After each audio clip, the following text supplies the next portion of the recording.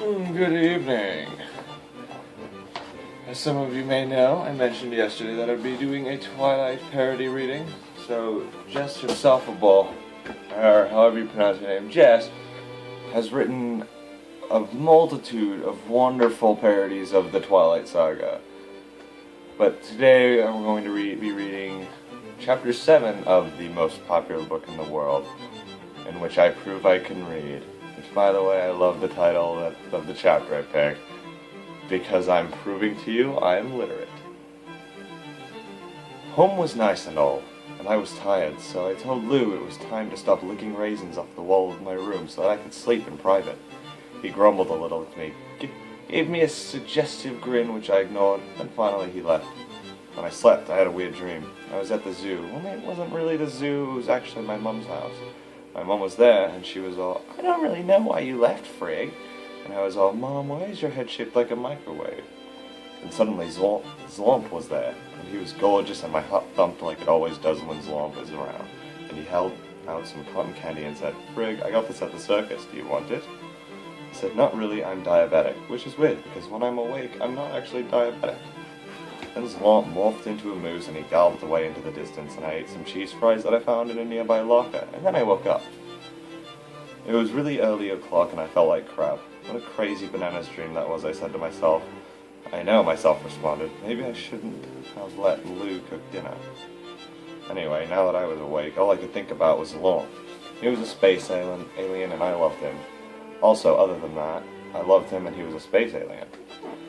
I thought about what Hector said, about all the crazy world domination stuff, and the poisonous angry sweat, and wondered if it was true. Did Zlomp really want to rule the world? No, not my Zlomp. I mean, we hadn't really exchanged much in a way of real meaningful conversation, and I knew him.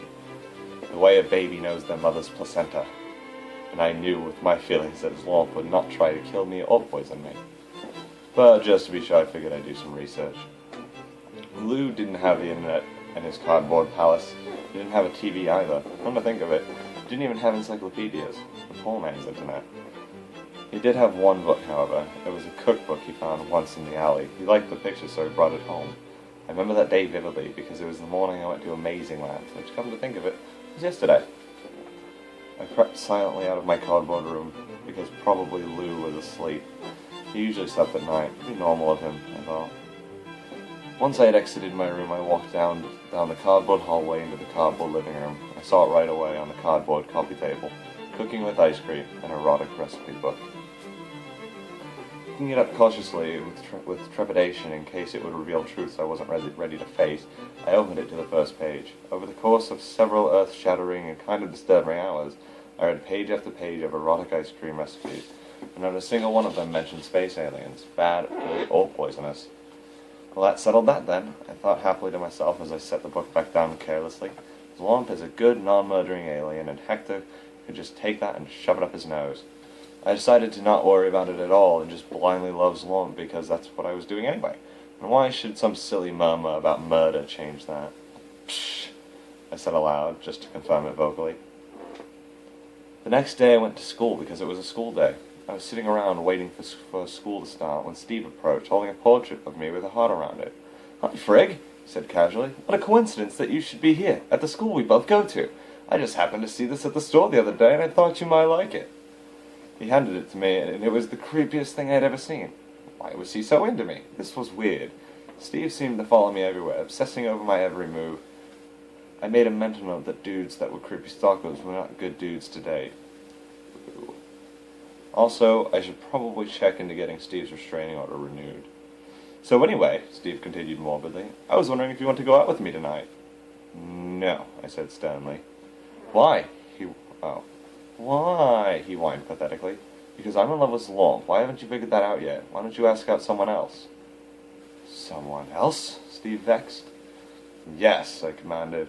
"Who?" Steve asked curiously. Lexington. She could probably use someone being nice to her for a change." Steve cringed. "I don't like Lexington." "Well, you know, you win some, you lose some. Have a good day." I stood up and ran quickly, tossing the portrait in the dumpster when I was out of sight. Classes were nice and all, but I was mostly excited about lunch and maybe seeing Zlomp again. But at lunchtime, Zlomp was not there. What the crap was up with him? Surely he had too many absences by now to pass the semester. He was going to get in trouble. Why couldn't he just come to school like a normal space alien? Anyway, my day was ruined now. The name tag gang obnoxiously tried to include me in their crew. Hi, Frigg. We're going to buy things we don't need tonight, Tabitha tittered. Do you want to come with us? What? I said dismally. Life had no meaning, so why was she talking to me? Things. We don't need them. We're going to buy them, Jessica said luckily. How do you speak?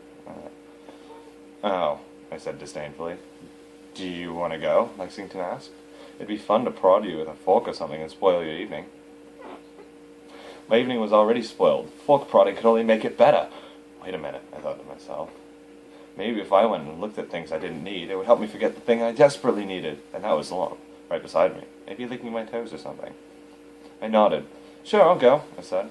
Christopher let out a spasm of glee. Hooray! She cried, and wrapped me in a tight hug. Personal bubble, Christopher. We talked about that. I spoke, soothingly. Right, she grimaced angrily, and released my body. That has been Chapter 7 of the book, the most popular book in the world, or the most popular book in the whole world. And it was called In Which I Prove I Can Read. This book is hilarious. I'm going to put links in the doobly-doo to her channel.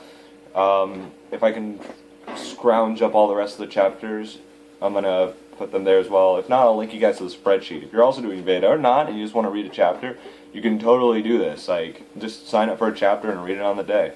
It's really cool. You should totally go subscribe to Jess, because she's very funny. And means you could subscribe to me too. That'd be pretty awesome too. Don't forget to like, comment, whatever you want to do. I don't think my videos are great enough to be favorited, but I will see you guys later today, because today is a two-parter. Because yeah, this book was awesome. You guys have a nice day.